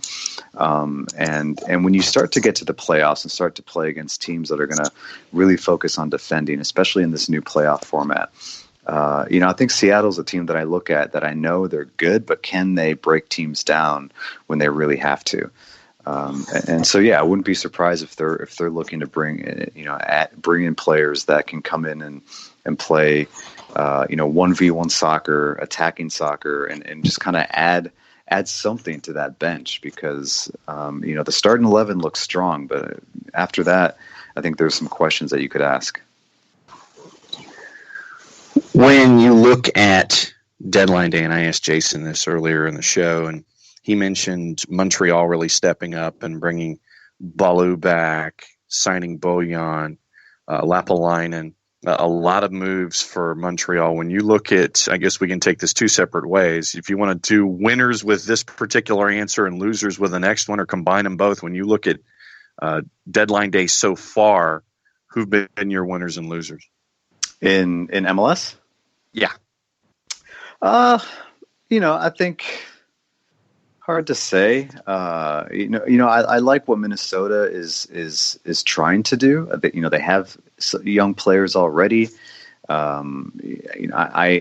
think we in general were critical of Minnesota United coming into the season, and I think maybe the fact that they came into the league at the same time as Atlanta United was part of that reason, that they weren't as ambitious. But I think we're seeing them understand the way the market works, and they're trying to strengthen their squad with attacking players. It's great to see. They're not trying to bring in another defender. They have defenders already. And just watching the game last night, they look confident, and I think that's important for just any team in MLS. So, heads up and props to Minnesota for continuing to go after young players. I think Chacon is going to be good. He looks like he's going to be good. He's a young Uruguayan, skillful, creative, wants to be on the ball. We need more players like that in this league. So, I'll raise my hand for Minnesota. Losers. I'm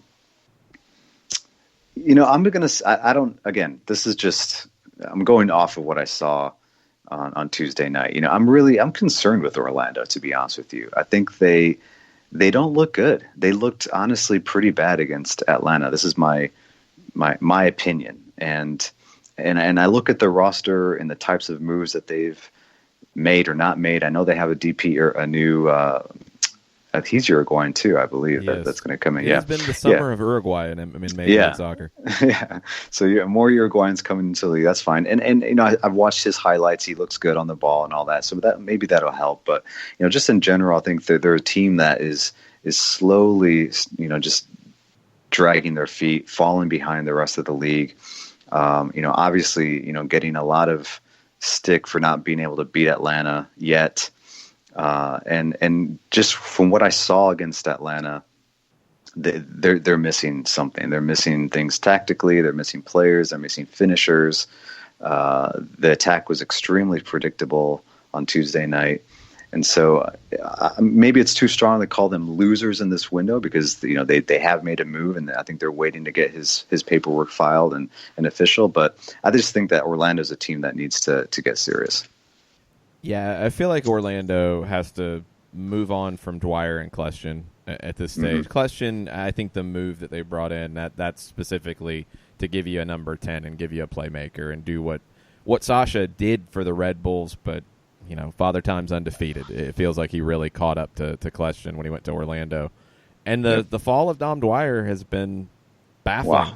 Just completely baffling in the last 2 years, to the point that he's hurting you. So you've got to find somebody to score goals. I want to get into a player that the LA Galaxy should be announcing at any point here, Christian Pavón. This is the type of move that 2 years ago, maybe even a year ago, you would have never thought would happen in MLS. A guy who broke into the Argentina team in the last World Cup, played well, was being talked about with $40-50 million kind of deals, and has hit a skid at Boca to the point that they're going to let him go on a free loan, partially so the Galaxy can take him right now, take him off their hands. But they're going to let him go for that when there's an option of $20 million to buy him. That's a really odd move all the way around. Some of it's MLS growing, but some of it is Pavón having a bad year. What do you think he brings to the Galaxy? It's hard to tell because it's like, what Pavón are they getting? I think if you go back to the now infamous Copa Libertadores final between Boca and River, that we all know ended with the away match being played in Madrid. But in the first leg of that final was at the Bombonera, and Pavón got injured like in the first half, and he was coming off the World Cup. He was the kind of the go-to guy for that team. At the time, Guillermo Barros Escalota really was focused on attacking down the wings, and I think he felt he could do some damage there and expose a very aggressive River Plate team that loved to attack and loved to be in the opponent's half, wanted their center backs in the opponent's half building and creating play. So the wingers were very important for Boca, but Pavón was going to be that guy, and he got injured. I think it was a groin. I'm not sure. It might have been a hamstring, but it was the type of injury that wasn't just a knock. And he talked about it later in some interviews that he did in Argentina, that he really did suffer from a lack of confidence during his rehabilitation process. And I think we tend to undervalue what that means for professional players, because when they're not healthy, they're missing out on so much. They're missing out on getting better. They see their teammates taking advantage of the fact that they're out and other players come in. And in fact, a Colombian, Sebastián Villa, who was on the team, came in and pretty much owned that spot while Pavón was out trying to get fit. And so they see their windows of opportunity close. And at the same time, Pavón, like you said, was a $40-50 million player at the time. All of a sudden, I'm sure his agent is hearing that he's not worth that much. Then his agent has to tell both Boca and Pavón that this is the reality now. And so really, it can damage your psyche. And I think it did. I think he admitted that it did. He couldn't get fit. He couldn't get back into the squad. And so, but he's only 23. And to your point, Jason, he played well in the World Cup. He played well for Argentina. He was kind of one of those guys that when he came on the field, you're like, yes, this is what Argentina needs. So tons of talent. He's a 1v1 right-sided winger, can play on either flank. Smart player, aggressive. He's kind of the prototypical Argentina Primera División type of attacker. That doesn't necessarily bag a lot of goals, but he can score. And I think, obviously, this is one of those situations where his former manager, GBS, is saying, hey, man, like, come here and let's, I know what you can do. I know what you can do for me. And apparently it's worked out for the Galaxy. An interesting loan deal, a free loan deal, according to sources. And this is from the story that Paul Tenorio broke yesterday.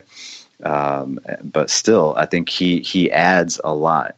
It'll be very interesting to see where his confidence is, where his technique, his fundamentals are, and if he can jump into the Galaxy starting lineup or come on as a substitute, and then immediately you kind of get comfortable with the pace of play and the physicality of MLS. That's always something that you're looking closely at when new players come in from South America. So, but I love the signing. I absolutely love it. I have a lot of confidence in Pavón, and I think he's a player that the Galaxy need. When you look at things from 30,000 feet, Felipe, and we're having conversations about players like Pavón coming to MLS, following managers in the hemispheric theater, in this case with Pavón, I guess from a journalistic standpoint, what's it like to be able to tell stories like this as a part of MLS growing and evolving? I mean, if a handful of years ago, we wouldn't be having conversations like this. Now we are having consistent conversations like this. What's it like to be able to open this door and be able to share this kind of information and be a part of the growth of this whole process? I mean, obviously, it's an education for a lot of soccer fans to see where MLS is going these days. Yeah. I'm smiling as you say that because I'm just going to say it. I freaking love it. I freaking love being part of soccer in America, MLS, the global transfer market right now in 2019, because I feel like we're just kind of scratching the surface, and there's still a lot of ambition in this country about like where they want this league to go. And I think just having kind of like the influx of managers coming from different markets, they're always going to have their own specific player profiles and players that they know help them and respond to their type of tactics and their teachings and their relationships. And so, the Christian Pavón deal to the Galaxy is one of those examples where you have, and I know, Jason, you've spoken about this a lot, you have a team in the Galaxy that they're trying to build an identity. They're trying to create an identity They I know they have Zlatan, and he's an extremely important figure in this league, and he always delivers. And so you have to play through him, but he's not going to last forever. And the Galaxy want to be able to move on from Zlatan and do so seamlessly. So they have younger players in that squad. I think from what we know from Guillermo Barros Esqueloto is that, he's accustomed to having a strong roster, and if he feels he has the players that, if the quality in his starting lineup, he's going to go after games. I think he can get kind of slapped around as far as not being a kind of a premier tactician. But we don't really know every single detail of what goes on behind the scenes and in meeting rooms. I think what I know from Guillermo Barros Esqueloto is that he's a manager that he just wants quality. I think all managers do, but I think he knows what type of quality he wants. He wants to build a team around. He wants a strong central midfield. He wants strong, fast-paced wingers, and he wants a number 9 that can finish easy goals. And so he's building slowly towards that. I think we'll continue to see, no matter where managers come from, they're going to be looking for players that, whether they know them or not, they want players that fit into their systems. That's nothing new. But I think, to your point, John, when we see managers like a Matias Almeida, Barros Esqueloto, that have history in different leagues. Matias won everything in Mexico with Chivas. He has a long history in Argentina. We've talked about this on the show before. I think we talked about it early in the season about what San Jose could potentially do, and now we're seeing that. There's a guy that knows how to set up specific players with specific qualities to be successful. They don't have to be all world breaking transfer fee types players. They just need guys that believe in the system, have convictions, and have certain set of qualities. So that is something that I see MLS continuing to trend toward. I think Atlanta started that. I still believe that Atlanta was the one that did it. I have questions about where Atlanta's going. Honestly, I think in the future, what type of player, where they're going to get their player. I know Carlos Bocanegra, even with me in my interview with him, he was very forthright in saying that they have a specific player profile. But it'll be very interesting to see when Atlanta United decides to actually play in a transfer market and make some deals and make some significant deals as far as bringing new players in, where they get those players and what types of players they are. We'll get back to the Galaxy for just a second. I'm with you. I think Zlatan is such an amazing player for them that he gives you the opportunity to do what they're doing this year, where they're a contender for MLS Cup. They're the only team that really seems to scare LAFC on a regular basis. But I think long-term he's a limitation. And when you get a Pavon and you have the opportunity to make it permanent with the loan coming up and $20 million afterwards, and it sounds like they were making offers close to that anyway, according to the negotiations that played out pretty publicly. The Galaxy are going to take a step up to have to compete with LAFC. LAFC goes to get Brian Rodriguez to probably long-term replace Diego Rossi, who is getting interest from Serie A. It feels like everything has taken a step up. Even your Minnesotas are making bold moves. Houston is one, and I know it's a piece you're working on for The Athletic that should be hitting any minute now. Yep. They made some moves in the window now that feel like preparation moves, either for something that could happen before this year's over, or I would definitely think will happen before next season, with two guys that have attracted a lot of attention, Albert Ellis and Mauro Manotas. They've added Christian Ramirez, they've added Nico Hansen, but Houston at a smaller scale is doing, in a lot of ways, what Atlanta did, bringing in players at a good number and then selling them for a bigger number. Right, spot on. And the piece that should be hitting soon is a feature, an interview that I did with both Albert Ellis and Mauro Manotas, where without getting too into the details, but these are two players that want to play abroad. They were very open with me about it. They confirmed a lot of the reports around the different teams that have been linked with them. There's nothing wrong with that, And absolutely, yeah, they're two young players that are excited about their possibilities, about their careers.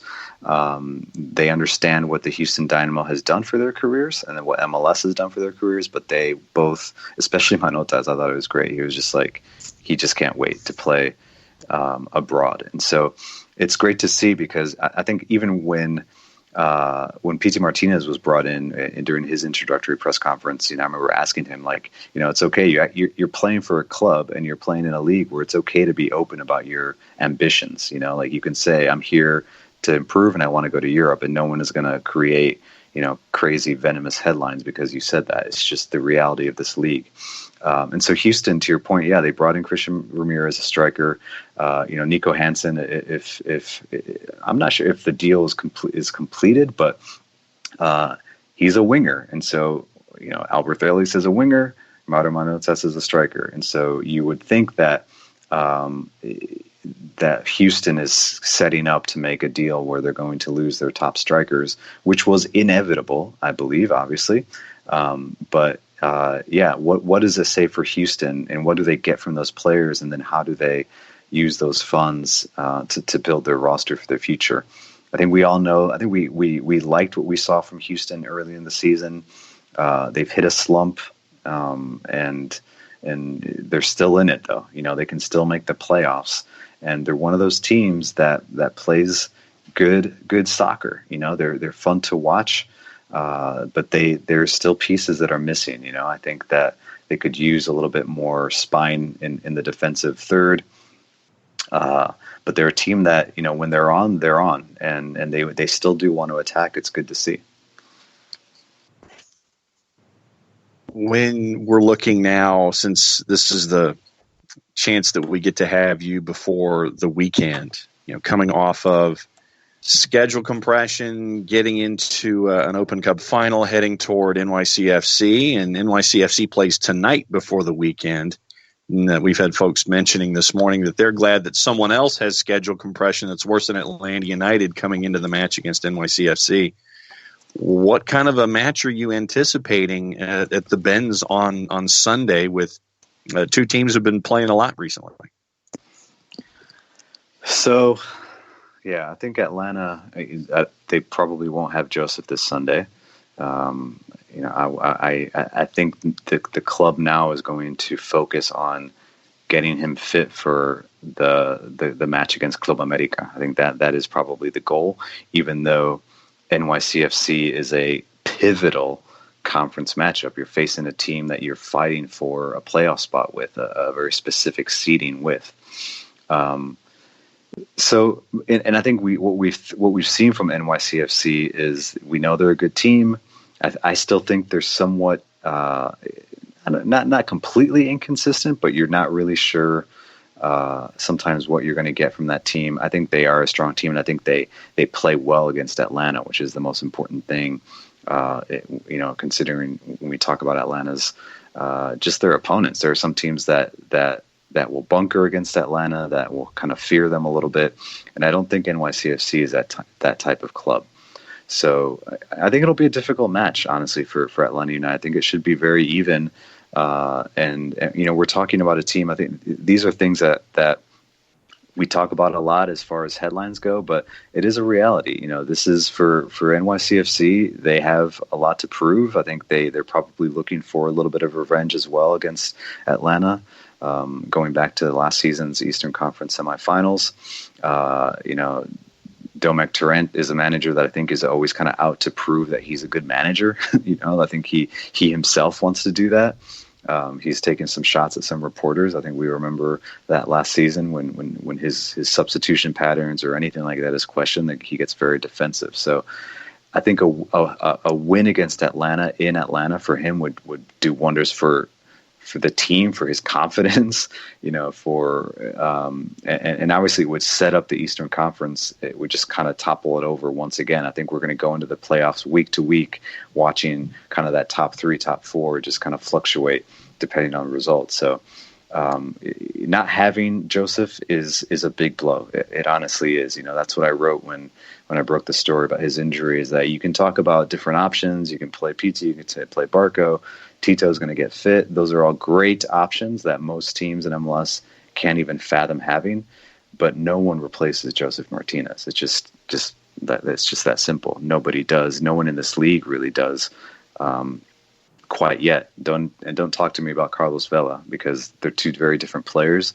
And if it comes down to you just want a guy that's going to score for you and kind of be there, you can, he could even be invisible for 89 minutes and then he shows up in the 90th. Like, I'm going to take Joseph, over Carlos Vela. So not having Martinez, not having Joseph in the lineup is going to be difficult for Atlanta until he's healthy. And a lot of players are going to be playing in different positions. I think it sets up, tactically, it still does allow Atlanta to get forward and play on the front foot. We've seen more of that in the last few games, which has been refreshing for the fans and just for the league, and even for the players. You can tell that they're a lot more comfortable when they're able to attack their opponents right away and play in their own half. It's like Jeff Lorenwood said last weekend, after the Galaxy win, is that it goes back to that familiar risk-reward equation, but it's one that this team is comfortable playing in. I want to ask you to finish up here, Felipe, because we could go on for a couple more hours about the state of MLS. Mm-hmm. What'd you think of the almost dual false nine kind of look in the Open Cup match with Barco and Pitti both up top, but both looking to combine constantly? I felt like it took a little bit of time, but it worked honestly better than I expected it would.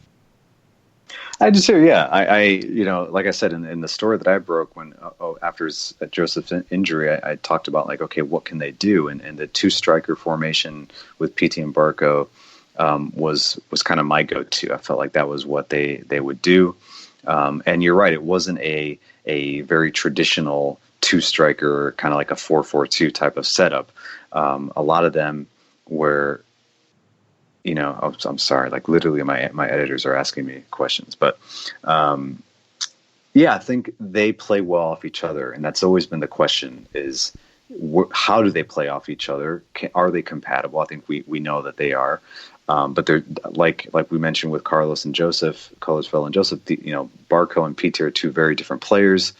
And neither one is an out and out striker. And so when you ask a player like Barco or Pitti to play up top, you as a manager, this is my opinion, as a manager, you can't expect them to just automatically hit a switch and play as a striker. They're going to go back to what they know how to do. You're going to see Pitti drifting wide. You're going to see Barco coming into the middle and getting touches. And that's what they did kind of, just naturally.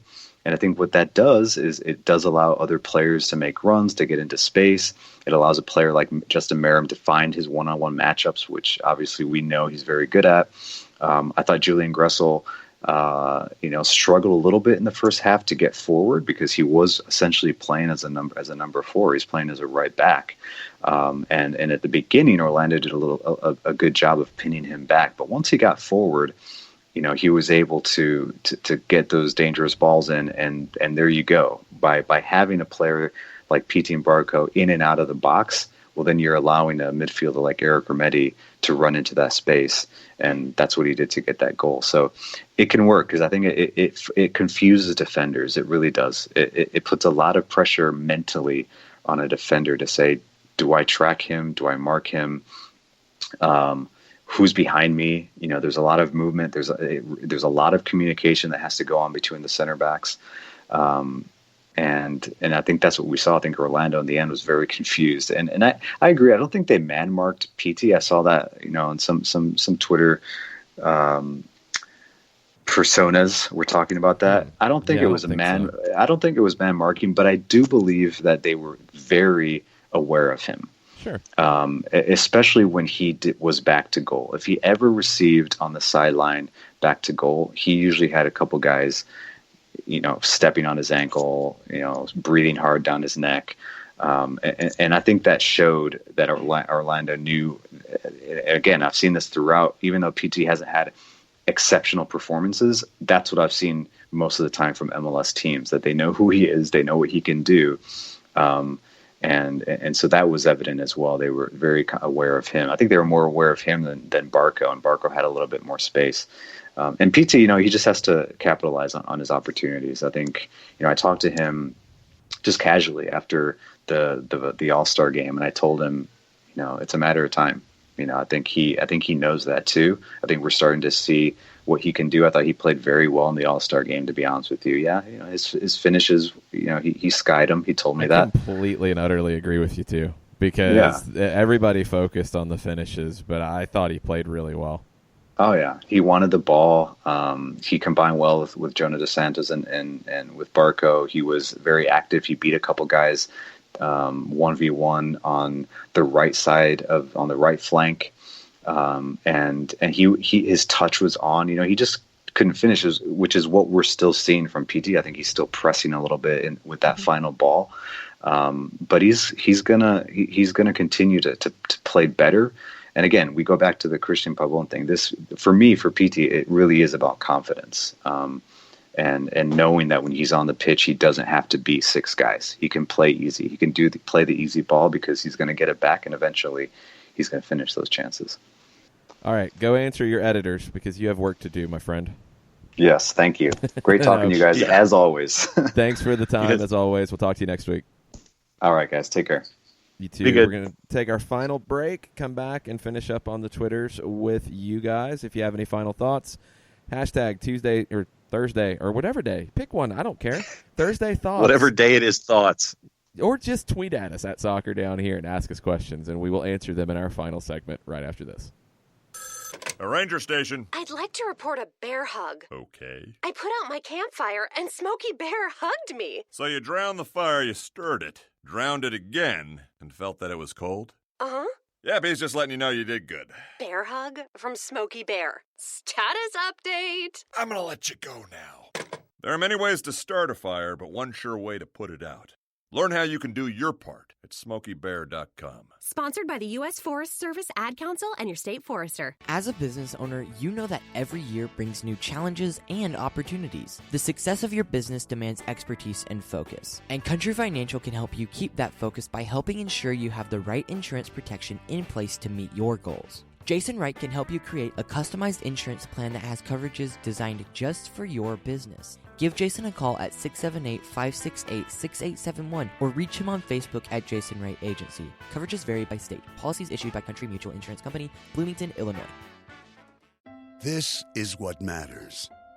This is beyond X's and O's. This is the difference mutual respect makes. This is what character looks like. This is what defines us in Georgia. This is sportsmanship. School sports. It's not the outcome that matters most, but the way the games are played. This message presented by the Georgia High School Association and the Georgia Athletic Directors Association.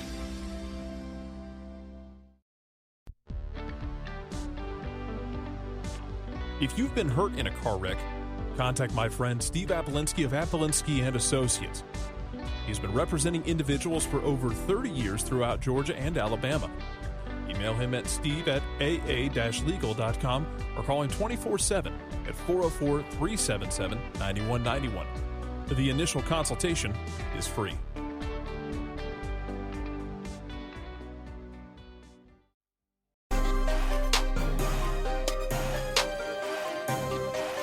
Final segment, SDH, August 8th.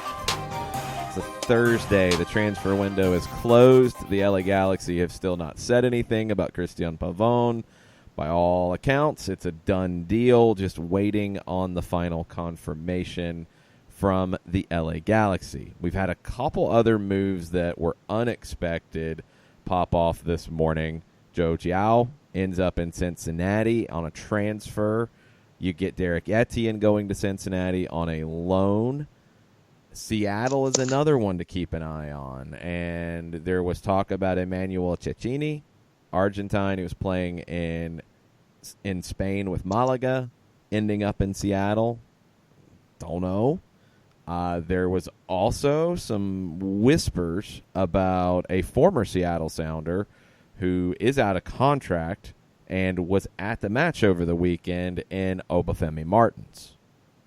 A little bit older, but that's a move that could happen too. And the talk out of Seattle is that things have happened or will happen, and there's no announcements. So stay tuned. There will be more stuff that comes out today. In England, there's a little over an hour left, and the breaking news on Sky Sports right now is Romelu Lukaku headed to Inter Milan, and that is done according to folks talking. 70-something million pound transfer. I want to say 72 or 73, and Zaha is staying at Crystal Palace. Yep, Inter has posted the video with Lukaku in the Inter kit, so there you go. And obviously, like I said, there's an hour left there. And the biggest news from the national team perspective was Cameron Carter-Vickers going to be getting playing time in the Sky Bet Championship. But better to get playing time than sit on a bench with a higher side and not get any reps. Yeah, absolutely. You got to get time, and that does have a trickle-down effect on the center back pool here in the U.S. What do we have on Twitter as we finish up? A lot of folks are wishing our favorite uncle a birth of a sister about having their first child. So everybody is wishing Tafka a good uncleness. Okay, I was trying to figure out how to say it. Yeah. But yeah, Tafka's becoming an uncle today, so everyone is saluting his uncleness and hoping that that everyone ends up all healthy and happy. Excellent. Congrats to Tafka. And it's like you got into the maze halfway, and then you spun around and got dizzy. I did. It was fun. DJ, at Mr. Fantastic 08. Thoughts on the big transfer moves by Galaxy and LAFC, and is Atlanta done in the transfer market? Yeah, I think Atlanta's done. That was the reporting from Doug Robertson yesterday. I don't think there's any surprises coming today out of Atlanta. I wouldn't be shocked with the roster spot sitting there if you go and sign a free agent before things end. Would not surprise me if you make an addition before the roster freeze at the end of the month, but that has to be a domestic free agent. Their last team they played for had to be in the United States. That's the key here, because you can't move an international transfer certificate after the deadline. So Chris Duval could fit into that. Others could fit into that. I believe USL moving up could fit into that as well. I wouldn't be shocked if there's a move before the freeze, but I don't think there's anything big. When it comes to LAFC and Galaxy, Bob Bradley's going to have to navigate incorporating Brian Rodriguez into the team right now. I think he's the long-term replacement for Diego Rossi, who will likely go to Serie A when all is said and done. And, hey, there's still an outside chance that he goes before this year is over. Fiorentina's last offer, according to TUDN, the former Univision Deportes, was at $17 million. The Galaxy would love to say, hey, we want that money, but let's do it in January. Don't know if it happens. The Italian window is open through September 2nd, I believe, along with pretty much everybody else in Europe. That's what's really interesting about the Premier League window closing today is moves of players leaving the Premier League now are going to be few and far between this time around because they're not going to be able to replace them because their window's shut. So what happens with some of these other moves that could be exports from England? Hopefully they went ahead and brought in imports ahead of the window closing. That could be the situation with LAFC. If Fiorentina comes back and says, all right, you don't want 17 right now, we'll give you 20 or we'll give you 20 plus. And we're not going to hold that until January. Take it or leave it. Then it becomes a different discussion. And if Brian Rodriguez hits the ground running, then, well, maybe you can make that deal, even where LAFC is trying to win MLS Cup this year. Maybe you do it. There were league website employees who were saying that they should do it. Yeah. Which was a little surprising, but that it might not be bad business if Brian Rodriguez comes in, you like what you see in training, you give him some minutes, you feel like he can directly replace Rossi. Okay, cool. You do it and you made money on all of it. All right, we'll see. On the Galaxy side, getting Pavon, adding him into the group with Fabio Alvarez, with Efrain Alvarez, with Antuna, with Zlatan, that's a group that can win MLS Cup if Pavon can get back to where he was. And can he? We'll have to find out. They've needed a playmaker. Fabio Alvarez has given them some of that, but not enough. When your leading playmaker is creating 1.6 chances per match going into last weekend in Alvarez, and that would put him, just to compare for an Atlanta team that is so overly defensive, by the way, Fabio Alvarez leading the Galaxy at 1.6 per 90 minutes chances created, that would have put him like 5th or 6th in the Atlanta United rankings. That's not enough for the Galaxy. It hasn't been creating a bunch of chances. It's been Zlatan, save us. Mm-hmm. Well, if you get Pavone, who can take some of that pressure off, and Pavone can create some of those chances and open things up for others, well, the Galaxy are a better team. And they're a team that has already beaten LAFC in their current form. Maybe if they're even better, they're a team that can get to MLS Cup. If Pavone... It's not a risk and a negative, but the reward on bringing in Pavone, if he gets back to that form, could make the Galaxy the best team in the league this year. And that's what we're looking at with all of these additions. And this is where those of us who cover the league and know the players that are coming in and know their pedigrees, you kind of rub your hands together and you're sitting there going, okay, so let's see what you got here. And then the dominoes that we talked about yesterday continue to work their way around. So Joe Boss, in addition to everything else, you addressed it, was wondering about the open senior roster spot and the ideas, and you kind of went through that. So I think actually take it back. One more on the Twitters. Once again at Mr. Fantastic 08. Are you a little worried that the CBA could lead to the players holding out, and what are some of the changes you'd like to see for the next season in the CBA? I think it would take a complete and utter breakdown of talks for a work stoppage. I think the players have been very clear in that they are prepared to do it if they need to, and I don't think they were last time around. I don't know if they truly are, but I think that they've made more plans for that and more discussions for it. And I think they're going to be much more firm in standing their ground in what they want to see. And they should be.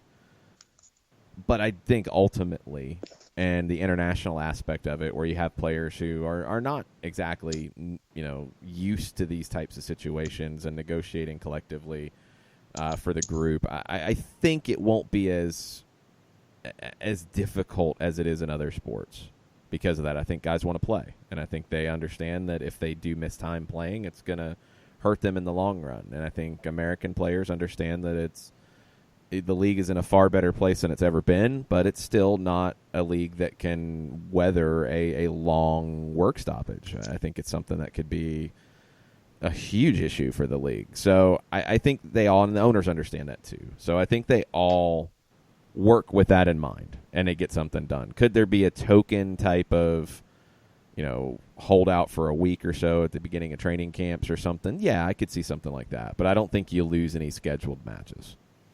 What do you want to see come out of it? For me, I want to see the minimum salary go up to 6 figures. I want to see the cap increase, and I don't care as much how you get there. If you increase allocation money and you increase the cap, great. If you increase the cap but change the way allocation money works, great. More investment in player rosters.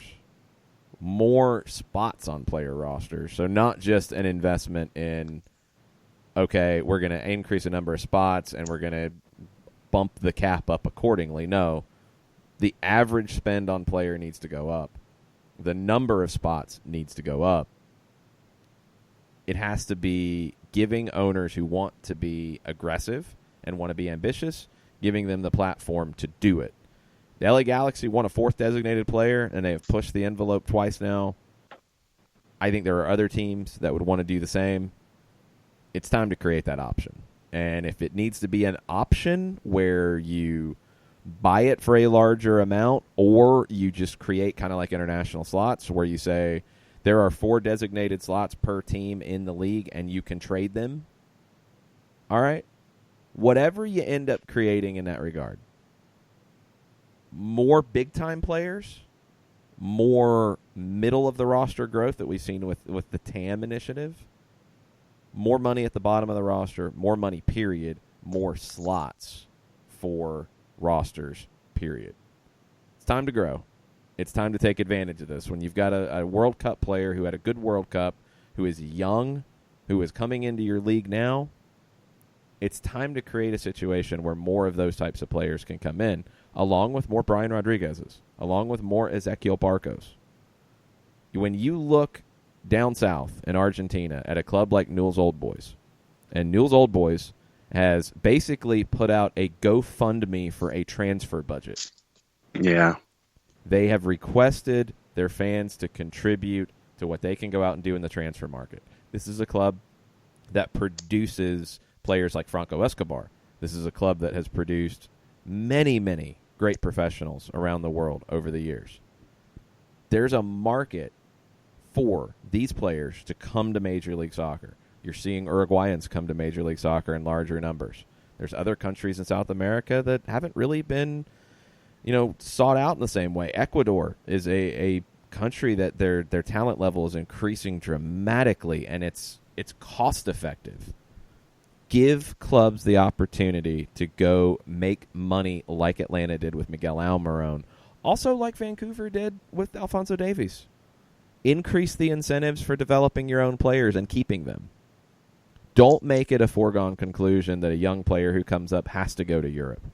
Create the mechanism where you can pay them to keep them. If they want to stay and they can continue to develop here, do it.